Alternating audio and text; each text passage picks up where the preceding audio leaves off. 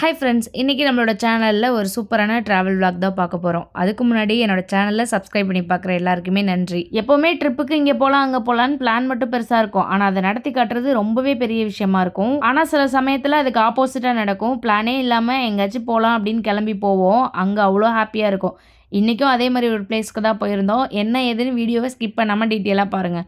Plan பண்ணாமல் போனால் ஒரு வகையில் சந்தோஷமாக இருந்தாலும் இன்னொரு வகையில் பெரிய பெரிய ப்ராப்ளம்லாம் சந்திக்கிற மாதிரி வரும். அடிக்கிற வெயிலுக்கு சில்லுன்னு அருவியில் குளிக்கலான்னு ஒகேனக்கல் தான் வந்திருந்தோம். ஆனால் என்ன டைமில் கிளம்புறோன்னு பார்க்காம கிளம்பியாச்சு. ஈவினிங்காக சூப்பரான சன்செட்லாம் பார்த்துட்டு நல்லா தான் போயிட்டு இருந்தது. ஆனால் இருட்டாக கொஞ்சம் பயமும் அதிகமாகிடுச்சு. இருட்டு ஒரு பக்கம் இருந்தாலும் மழையும் அதிகமாக பெய்ய ஆரம்பிச்சிச்சு. சரி, இதுக்கு மேலே போய் எங்கேயாச்சும் மாட்டிடக்கூடாதுன்னு ஒரு செக் போஸ்ட் இருந்துச்சு, அங்கே கேட்டோம். அவங்க ஒரே வார்த்தையில் முடிச்சுட்டாங்க, மழை பெய்யுதுன்னு நின்று அனிமல்ஸ்கிட்டே மாட்டிடக்கூடாது, ரொம்ப ஸ்பீடாகவும் போகக்கூடாதுன்னு. இதுக்கு மேலே என்ன பண்ண முடியும்னு அந்த சைட்லேயே ரூம் இருக்கான்னு கேட்டோம். ஆனால் அங்கே எதுவும் ரூம் இல்லை, மேலே தான் போகணுன்ட்டாங்க. யோசிச்சுட்டு நின்றுட்டு இருந்தோம். ஒரு வண்டி மட்டும் இல்லை, நிறைய வண்டி போணுச்சு. சரி, இவங்க பின்னாடியே போயிட்டோம்னா சேஃபாக போயிடலான்னு ஒரு வழியாக சேஃபாக வந்தாச்சு. எப்படியோ வந்தால் போதுன்னு நைட்டு வந்து அப்படியே பேக்கெல்லாம் போட்டு தூங்கியாச்சு. காலையில் எந்திரிச்சு பார்த்தோன்னா நம்ம ரூமுக்கு வெளியிலேயே அவ்வளோ சூப்பரான ஒரு லொக்கேஷன் இருந்தது. அதுக்கு பக்கத்துலேயே ஒரு சின்னதாக ரோட்டு கடை மாதிரி ஒரு ஹோட்டல் இருந்தது. காலைல பிரேக்ஃபாஸ்ட் அங்கேயே சாப்பிட்டுட்டு வெளில போகலான்னு கிளம்பணும். வீக் டேஸ் போனதுனால அந்தளவுக்கு கூட்டம்லாம் இல்லை. இதே வீக்கெண்ட் போயிருந்தோம் அப்படின்னா செம ரஷ்ஷாக இருக்கும். அங்கே ரொம்பவே ஃபேமஸாக இருக்குது ரெண்டு விஷயம். ஒன்று படகு, இன்னொன்று பார்த்தீங்கன்னா அந்த மீன் சாப்பாடு தான். மார்னிங்லேருந்தே படகு சவாரி ஸ்டார்ட் பண்ணிடுவாங்க. நீங்கள் படகு சவாரி போகிறதுக்கு முன்னாடி இந்த மீன் எடுத்து கொடுத்துருந்தீங்க அப்படின்னா நீங்கள் போயிட்டு குளிச்சுட்டு வர்றதுக்குள்ளேயே வந்து அவங்க சமைச்சு வச்சுருப்பாங்க. வந்ததுமே நம்ம சாப்பிட்லாம். வவான்னு சொல்கிறாங்க இல்லையா, இங்கே வந்து டேம் வவான்னு சொல்லுவாங்க. அது கட்லா, இது ரகு, இது வந்து கெளுத்தி மீன். நம்ம ஆற்றுல இங்கே அந்த தண்ணி 150 ரூபா தான் சொன்னேன். 150 ரூபா சொன்னோம். கட்டன்றது சேர்த்து வாங்கிக்க 170 ரூபா.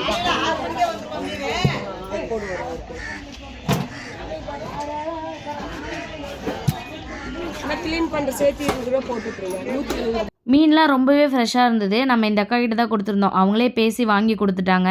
அங்கங்கே கொடக்கல் இருந்தது, அதில் தான் மசாலா ஆட்டி ஃப்ரெஷ்ஷாக வைப்பாங்களாம். அந்த பெரிய நீர்வீழ்ச்சின்னு இருக்கும், அதை கிராஸ் பண்ணி போனோம் அப்படின்னாலே நிறைய பேர் கேட்பாங்க, வேணுமா படகு சவாரி வரீங்களான்னு.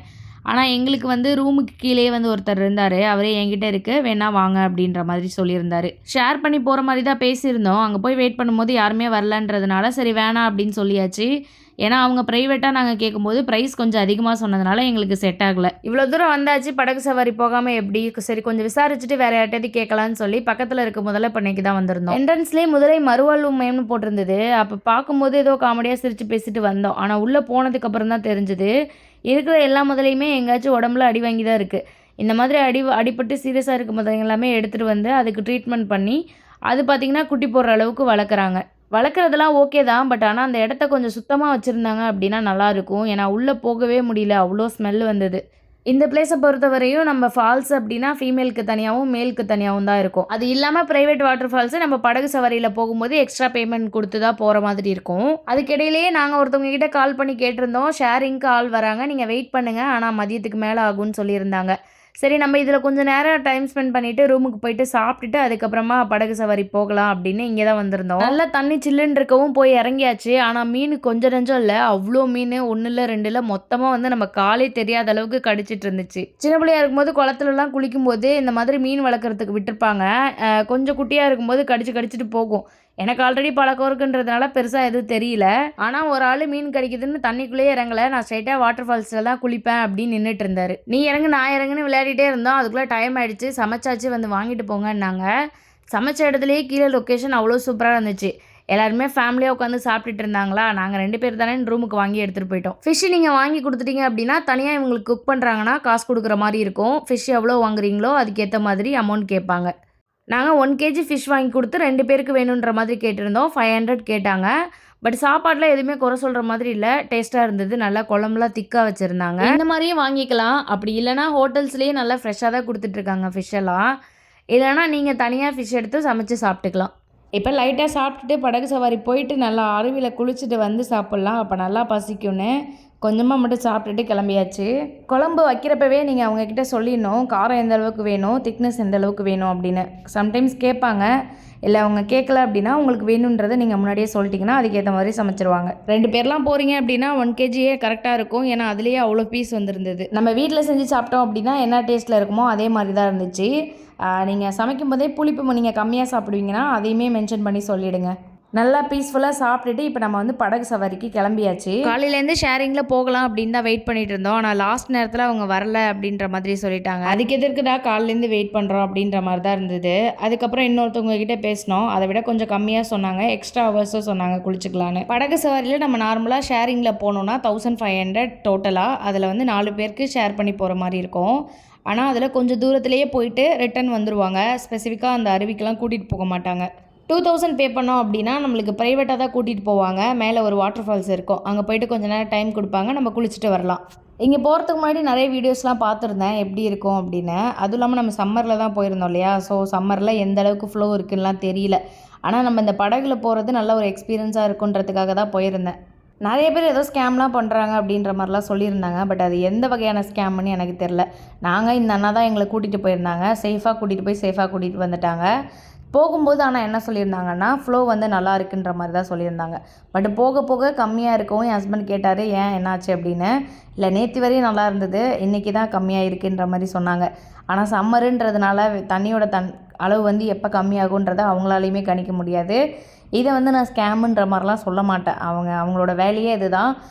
ஸோ வந்து ஏதாவது ஒன்று சொல்லி தான் நம்மளை கூட்டிகிட்டு போய் ஆகணும். ஃபஸ்ட்டு ஷேர் பண்ணி போகிறோம், 300 தான் வருன்றதுனால ஓகேன்னு சொல்லிட்டேன். அதுக்கப்புறம் 2000 நம்மளே பே பண்ணணும்னு சொல்லவும் வேணாம் அப்படின்னு தான் யோசித்தேன். என் ஹஸ்பண்ட் கண்டிப்பாக நீ அங்கே வந்தீங்கன்னா என்ஜாய் பண்ணுவேன்னு சொல்லி தான் கூட்டிகிட்டு போனேன். ஃபஸ்ட்டு யோசிக்கும் போது என்ன இங்கேருந்து இங்கே கூட்டிகிட்டு போயிட்டு வரதுக்கு 2000 பே பண்ணணுமா அப்படின்ற மாதிரி தான் இருந்தது. ஆனால் போக போக அந்த அண்ணா கிட்ட பேசிக்கிட்டே போகும்போது இதில் இருக்க கஷ்டம் எல்லாத்தையுமே சொன்னாங்க. ஃபஸ்ட்டு அவங்க துடுப்பு போடுறதை பார்க்கும்போது ரொம்ப ஈஸியாக இருக்க மாதிரி இருந்துச்சு. நம்மளும் ட்ரை பண்ணலான்னு வாங்கி போட்டேன். 5 மினிட்ஸ்லேயே எனக்கு கை அவ்வளோ வலிக்க ஆரம்பிச்சிருச்சு. அது மட்டும் இல்லாமல் அந்த ஒரு படகோட வெயிட் வந்து அவ்வளோ இருக்கும். அதை அவ்வளோ ஹைட்லேருந்து தூக்கிட்டு வந்து திரும்ப அதை தண்ணியில் போட்டுட்டு நம்மளை கொஞ்சம் தூரம் கூட்டிகிட்டு போவாங்க. அங்கேருந்து திரும்ப ஒரு ஹைட்டுக்கு வந்து தூக்கிட்டு போய் நடக்கணும். ஸோ இவ்வளோ வேலையும் பார்த்து அவங்களுக்கு அந்த 2000 கிடைக்குமான்னு கேட்டிங்கன்னா இல்லை. அதில் அவங்க கமிஷன் எடுத்தது போக தான் இவங்களுக்கு கொடுப்பாங்க. போகிற வழியிலே நிறைய குட்டி குட்டி ஃபால்ஸ்லாம் இருக்கும். அதுக்கிட்ட எல்லாமே கூட்டிகிட்டு போயிட்டு வந்தாங்க. நல்லா என்ஜாய் பண்ணிட்டே வந்துருந்தேன். இந்த அண்ணாவோட காண்டாக்ட் நான் கீழே கொடுக்குறேன். நீங்கள் போகிறப்ப வேணும் அப்படின்னா யூஸ் பண்ணிக்கோங்க. சம்மர்லேயே இவ்வளோ தண்ணியோட ஃப்ளோ இருக்குது அப்படின்னா இன்னும் நம்ம சீசன்லலாம் வந்தோம் அப்படின்னா நல்லா என்ஜாய் பண்ணலாம். சீசன்லாம் எந்த டைமு எப்போ வந்தால் கரெக்டாக இருக்குன்னு சொல்லி அந்த அண்ணாக்கிட்ட கேட்டிருக்கோம். ஸோ கண்டிப்பாக சீசனில் போய் இன்னுமே நல்லா என்ஜாய் பண்ணிட்டு வரலாம்.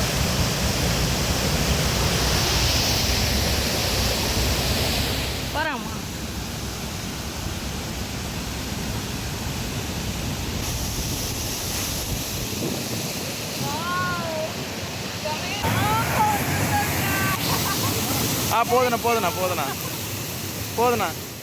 ஒவ்வொரு ஃபால்ஸுக்குமே ஒவ்வொரு நேம் சொல்லிக்கிட்டே வந்தாங்க. பட் இப்போ எதுவுமே ஞாபகம் இல்லைன்றதுனால எதுவுமே ஷேர் பண்ண முடியல. நான் வந்து எனக்கு தண்ணி இந்த மாதிரி ஃபால்ஸ் அதெல்லாம் ரொம்ப பிடிக்கும். ஏன்னா கிராமத்து சைடுன்றதுனால ஃபுல்லாக குளம், அது வாய்க்கால், ஆறு அப்படின்னே என்ஜாய் பண்ணிகிட்டு இருந்துட்டேன். இப்போ வந்து கல்யாணம் ஆகி வந்ததுக்கப்புறம் சிட்டி லைஃப்பில் அதெல்லாம் ஒன்றுமே இல்லாமல் ஆயிடுச்சு. அதனால் இந்த மாதிரி குட்டி குட்டியாக எங்கேயாச்சும் தண்ணியோ இல்லை வாட்டர் ஃபால்ஸாக பார்த்தாலே அவ்வளோ சந்தோஷமாயிடுவேன். அப்படியே என்ஜாய் பண்ணிகிட்டே அந்த அண்ணா கூட பேசிக்கிட்டே வந்தோம். ஆப்போசிட்டில் வேறு கலர் யூனிஃபார்ம் போட்டுட்டு ஒரு படகுல வந்தாங்க. அது ஏன்னா கர்நாடகா பார்டருன்றதுனால அவங்களோட யூனிஃபார்ம் வந்து வேறு கலரில் அப்படியே போக போக இந்த இடம்லாம் எங்கேயோ பார்த்த மாதிரியே இருக்கேன்னு யோசிச்சுட்டே போகும்போது அந்த அண்ணா சொன்னாங்க, இந்த பிளேஸ்லலாம் நிறைய மூவிஸ் வந்து ஷூட் பண்ணுவாங்க. பழைய பழைய படம்லாம் பார்த்திங்கன்னா இந்த சீன்ஸ் வந்து நிறைய இருக்கும். மெயின் ஃபால்ஸ்க்கு போகிறதுக்கு முன்னாடி ஒரு குகை மாதிரி குட்டியாக இருக்கும். ஸோ அதுக்குள்ளே மட்டும் கூட்டிகிட்டு போயிட்டு லைட்டாக நம்ம அங்கே நனைஞ்சிட்டு அங்கே கரை மாதிரி இருக்கும். ஸோ அங்கேருந்து நம்ம அந்த சைடு கிராஸ் பண்ணி போகணும் அப்படின்னா ஃபால்ஸ் இருக்கும்.